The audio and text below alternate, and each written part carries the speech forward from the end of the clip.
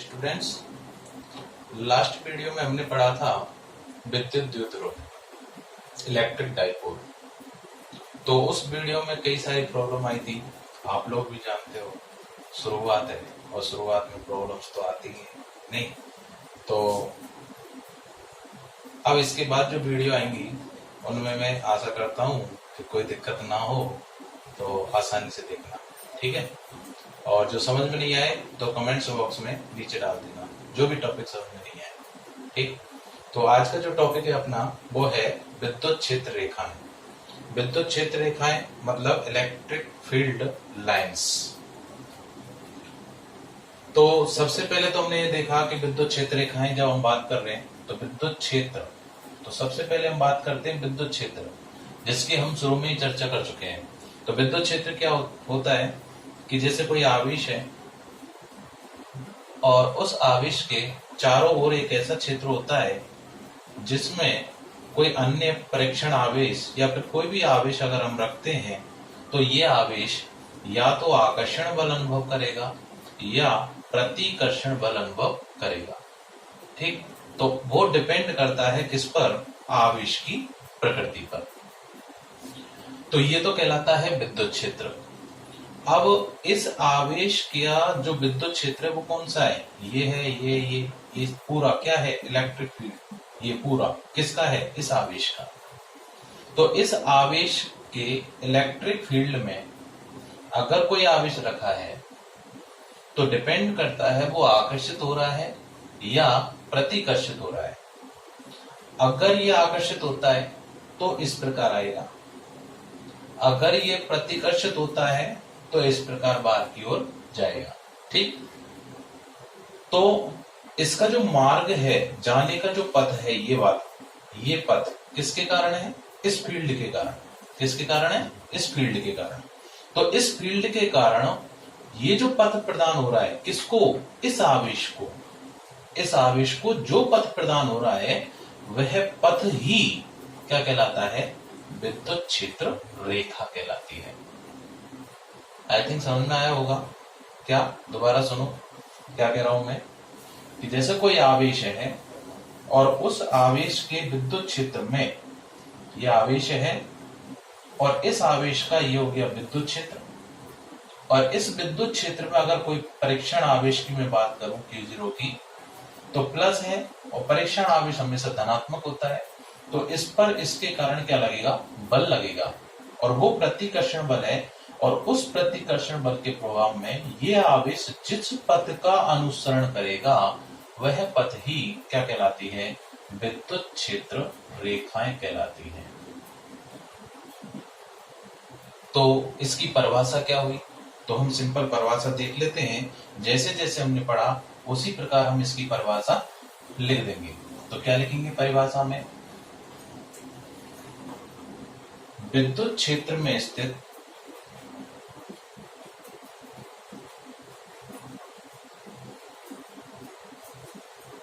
विद्युत क्षेत्र में स्थित कोई एकांक धनावेश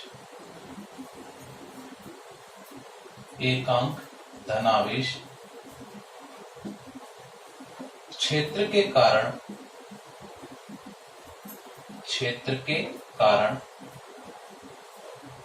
जिस मार्ग का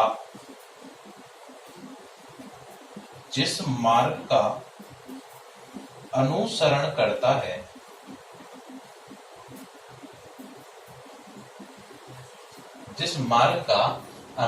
करता है, विद्युत क्षेत्र रेखाएं कहलाती हैं।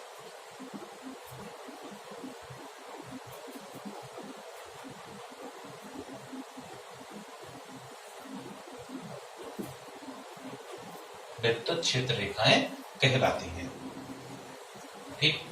तो अब हम इसके बाद बात करते हैं इन विद्युत क्षेत्र रेखाओं के कुछ गुणधर्म हैं, और यहां से क्वेश्चन हमेशा आता है। एक नंबर में क्वेश्चन पूछा जाता है, या तो आवेश के गुणधर्म से क्वेश्चन आएगा, या तो आवेश के गुणधर्म से क्वेश्चन आता है, आवेश के गुणधर्मों में से,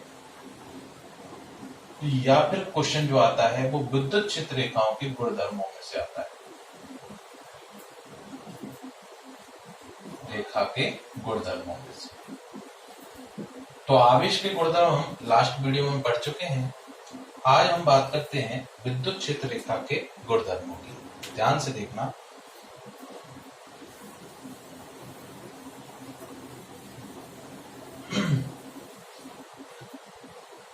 तो टॉपिक है अपना विद्युत क्षेत्र रेखाओं, विद्युत क्षेत्र रेखाओं के गुणधर्म।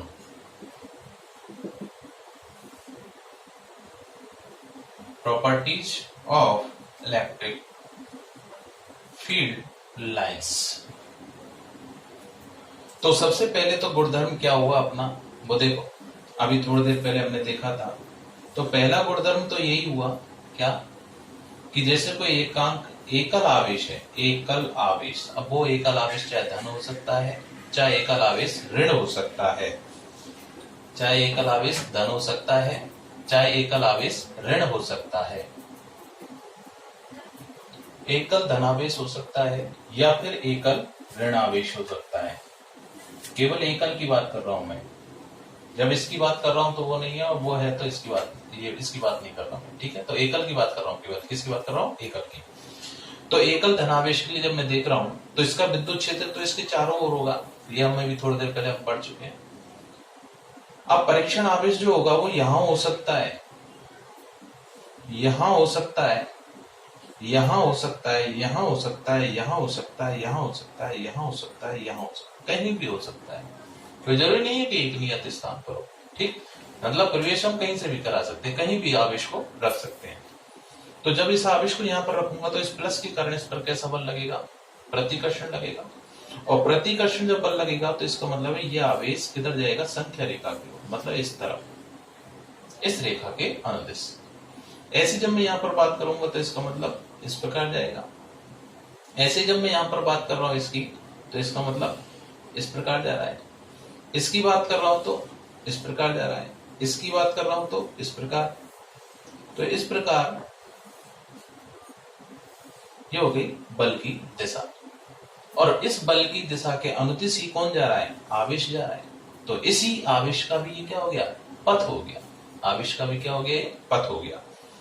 अच्छा, तो ये जो पथ है, ये सभी ये पथ क्या कहलाते हैं, विद्युत क्षेत्र रेखा कहलाते हैं, विद्युत क्षेत्र रेखा, ठीक। अब ध्यान से देखो कि इस विद्युत क्षेत्र रेखा के अनुदिशी जब मैं इस Q0 पर बल की बात करूंगा तो इस बल पर जो बल लग रहा है वो कितना लग रहा है, F बराबर QE vector, Q0 E vector, इतना बल लगेगा। किसके कारण, इसके विद्युत क्षेत्र के कारण, जैसा कि हमने विद्युत क्षेत्र तीव्रता की परिभाषा में पढ़ा था। तो जो बल लग रहा है वो इस दिशा में लग रहा है, और प्लस Q आवेश हो तो क्षेत्र की तीव्रता की दिशा भी इधर ही होगी। तो इससे हमें क्या पता चल रहा है कि विद्युत क्षेत्र रेखा क्या बता रही है, विद्युत क्षेत्र रेखा क्या बता रही है, विद्युत क्षेत्र की तीव्रता की दिशा को व्यक्त करती है। विद्युत क्षेत्र रेखाएं क्या, विद्युत क्षेत्र की तीव्रता की दिशा को व्यक्त करती हैं, ठीक। पहली बात। दूसरी बात क्या है कि एकल धनावेश के लिए जो क्षेत्र रेखा जा रही है वो बाहर की ओर जा रही है या अंदर की ओर आ रही है, बाहर की ओर जा रही है, बाहर की ओर जा रही है। तो इसका मतलब विद्युत क्षेत्र जो होगा वो ऐसे ही तो है, विद्युत क्षेत्र तो, ठीक। तो इसका मतलब है ये जो रेखाएं हैं ये किसका काम कर रही है, किसका काम कर रही है, इस वृत्त की त्रिज्याओं का काम कर रही है। किसका काम कर रही है, वृत्त की त्रिज्याओं का काम। तो पहला पॉइंट क्या हुआ अपना कि विद्युत क्षेत्र रेखाएं किसी एकल धनावेश के लिए, किसी एकल, लिखते जाना, मैं जो बोल रहा हूं वो लिखते जाना, किसी एकल धनावेश के लिए विद्युत क्षेत्र रेखाओं, विद्युत क्षेत्र रेखाएं एकल धनावेश के लिए विद्युत क्षेत्र रेखाएं त्रिज्यतः, मतलब त्रिज्यतः, त्रिज्या के अनुदिश, ठीक, त्रिज्यतः बहिर्मुखी होती हैं, बहिर्मुखी होती हैं।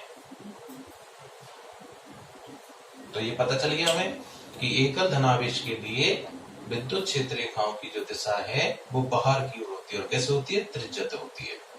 ठीक इसी प्रकार जब मैं एकल ऋणावेश की बात करता हूं, तो एकल ऋणावेश के लिए जब हम बात करेंगे तो क्या होगा?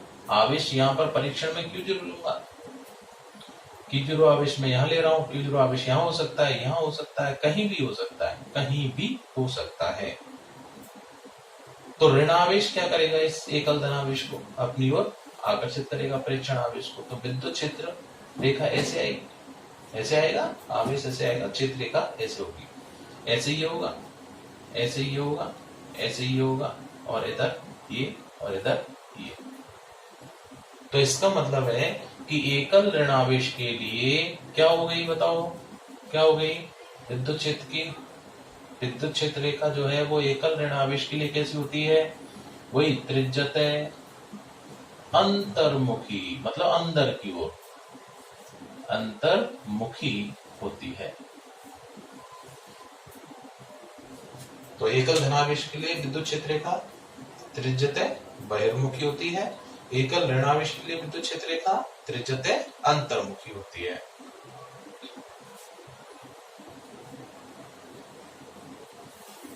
आगे देखते हैं सेकंड पॉइंट क्या कह रहा है, ध्यान से देखना। यहीं से पता चल रहा है हमें, ध्यान से देखो सेकंड पॉइंट, कि एक तो मैं धनावेश ले रहा हूं और एक ऋणावेश ले रहा हूं, मतलब एक युग्म के रूप में ले रहा हूं, पॉजिटिव और नेगेटिव। तो प्लस से क्षेत्र रेखा क्या होगी? बाहर जाएगी, माइनस क्या करेगा? इसको आकर्षित करेगा, और जब इनको पास पास रखूंगा तो क्षेत्र रेखा परस्पर इस प्रकार प्रतीत होगी, ऐसे ऐसे जाएगी। तो क्षेत्र रेखाएं परस्पर इस प्रकार जाती हैं। ठीक, तो इसका मतलब है दोनों आवेश कैसे हैं? प्रकृति कैसी दोनों की? विजातीय। कैसी प्रकृति है? विजातीय। तो हम कह देंगे कि विजातीय आवेशों के मध्य विद्युत क्षेत्र रेखाएं कैसी प्रतीत हो रही है? देखो, प्लस अपनी ओर, माइनस अपनी ओर, मतलब कैसी प्रतीत हो रही है? खिंची हुई। कैसी है? खिंची हुई। और खिंची हुई है तो इसका मतलब लचकदार भी आ रहा है। देखो, लचकदार, जैसे रस्सी में अगर हम दें तो वो लचक जाती है, इसी प्रकार यहाँ पर इसमें भी क्या उत्पन्न हो रहा है? लचक उत्पन्न हो रही है। इसका मतलब विजातीय आवेशों के मध्य विजातीय आवेशों के मध्य विद्युत क्षेत्र रेखाएं परस्पर खिंची हुई लचकदार प्रतीत होती हैं।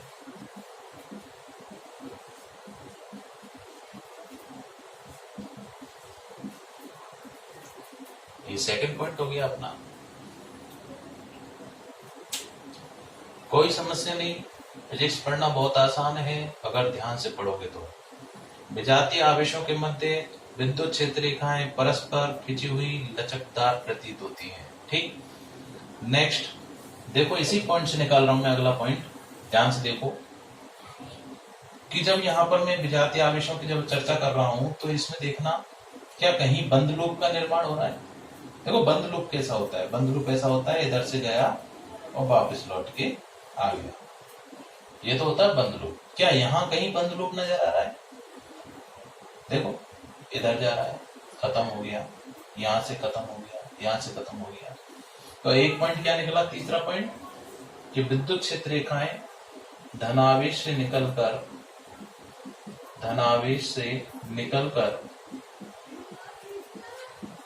ऋणावेश पर समाप्त हो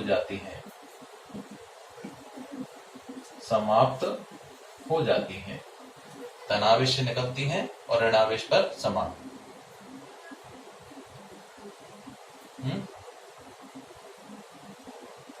ऋणावेश पर समाप्त हो जाती है। अच्छा, अगला पॉइंट क्या है? इसी से पता चल रहा है। देखो, विद्युत क्षेत्र रेखाएं बंद लूप का निर्माण नहीं करती। विद्युत क्षेत्र रेखाएं बंद लूप का निर्माण नहीं करती। बस इसी पॉइंट से नजर आ रहा है, सारे पॉइंट एक ही जगह से चल रहे हैं। ठीक, अच्छा अब आगे चलते हैं।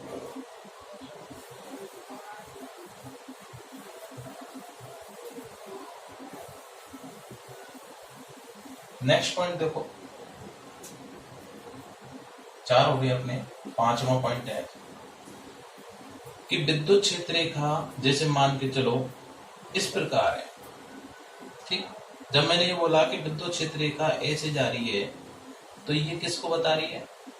विद्युत क्षेत्र की तीव्रता की दिशा को बता रही है।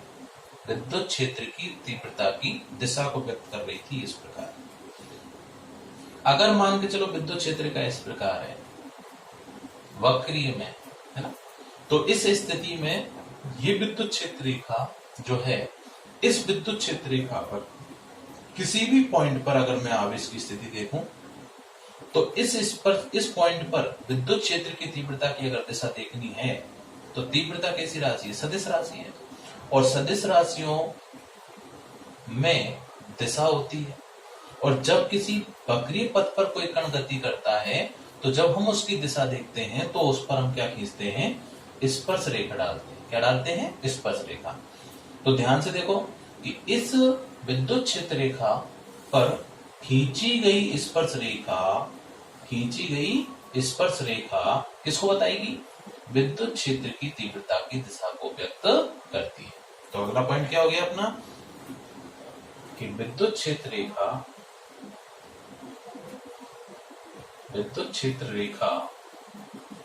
के किसी बिंदु पर खींची गई स्पर्श रेखा किसको बताएगी? विद्युत क्षेत्र की तीव्रता को व्यक्त करती है। ये अपना पांचवा पॉइंट हो गया। ठीक, नेक्स्ट पॉइंट अगर हम बात करें, ध्यान से देखो, तो अगला पॉइंट है अपना विजातीय आवेशों की हम बात कर चुके हैं। अब मैं बात कर रहा हूं सजातीय आवेशों की। तो सजातीय आवेशों में क्या होगा? ये प्लस है, ये भी प्लस है। ठीक, तो सजातीय आवेश हैं और सजातीय आवेशों में जैसे मान के चलो इस पर मैं देखूं तो विद्युत क्षेत्र का इधर जानी चाहिए, यहां से देखूं तो यहां जानी चाहिए। तो इसका मतलब है कि जब सजातीय आवेशों की जब हम चर्चा करेंगे तो सजातीय आवेशों से निकलने वाली जो क्षेत्र रेखाएं हैं, सजातीय आवेशों के मध्य क्या होता है? प्रतिकर्षण होता है। तो इसका मतलब इसका क्षेत्र इसके क्षेत्र को क्या करेगा? प्रतिकर्षित करेगा। तो इसका मतलब यहां से निकलने वाली क्षेत्र रेखा इस प्रकार चली जाएगी, यहां से मिलने वाली इस प्रकार चली जाएगी। मतलब सजातीय आवेशों के मध्य विद्युत क्षेत्र रेखाएं परस्पर एक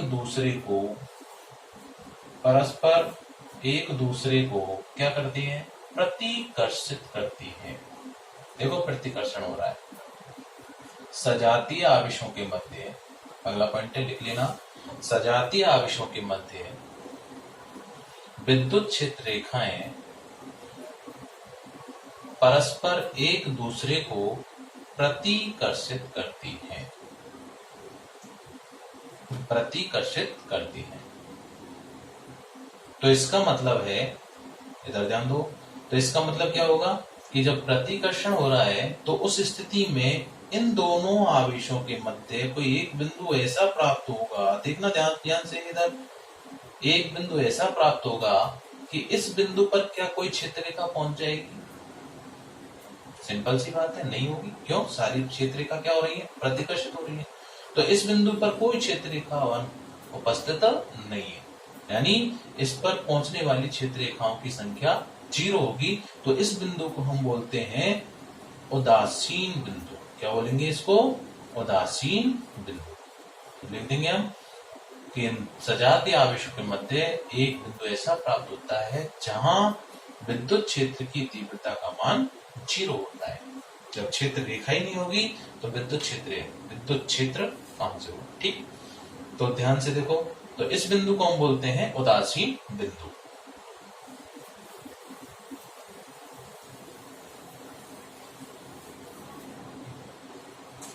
नेक्स्ट पॉइंट कि यदि विद्युत क्षेत्र रेखाएं परस्पर समांतर और समान दूरी पर स्थित हों, समान लंबाई की हों, देखो सबकी आकृति एक समान है। ठीक, तो इस प्रकार के विद्युत क्षेत्र को हम बोलेंगे समरूप विद्युत क्षेत्र। क्या बोलेंगे इसको? समरूप विद्युत क्षेत्र। E vector. ऐसी असमरूप की बात करें तो असमरूप कैसा होगा?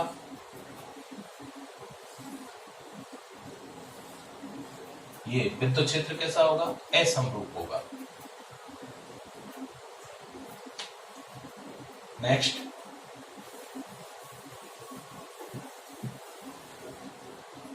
मान के चलो विद्युत क्षेत्र रेखाएं ऐसी हों,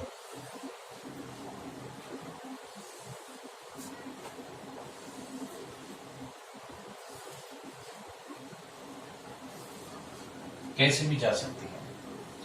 तो मैं यहां पर एक बिंदु ये ले रहा हूं, एक पॉइंट ये ले रहा हूं, ए पॉइंट, और एक पॉइंट यहां ले रहा हूं मैं, बी पॉइंट। तो दोनों पर अगर हम देखें तो विद्युत क्षेत्र की तीव्रता कहां ज्यादा होगी? कहां ज्यादा होगी? जहां क्षेत्र रेखाएं क्या होंगी? पास पास होंगी। इसका मतलब ए बिंदु पर विद्युत क्षेत्र की तीव्रता क्या होगी? ज्यादा होगी। किसकी तुलना में? बी बिंदु पर विद्युत क्षेत्र की तुलना में। मतलब क्या पॉइंट बना अपना कि विद्युत क्षेत्र रेखाएं पास पास होने का मतलब सघन, दूर दूर होने का मतलब विरल। विद्युत क्षेत्र रेखाएं जिस स्थान पर सघन होती हैं, जिस स्थान पर सघन होती हैं, वहां क्षेत्र की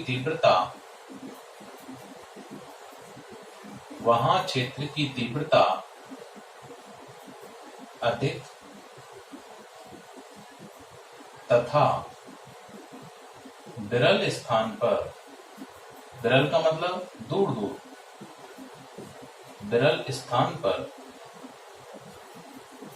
विद्युत क्षेत्र की तीव्रता की तुलना में कम होती है।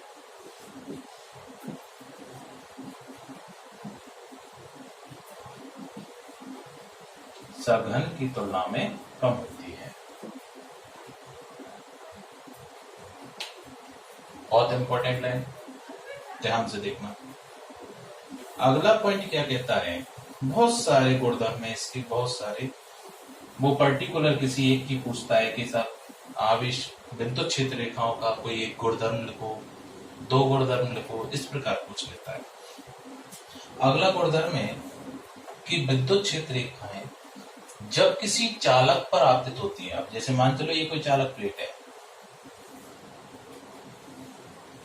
ये कोई चालक प्लेट है, इस प्रकार रखी है, इस प्रकार, ऐसे इस प्रकार रखी हुई है।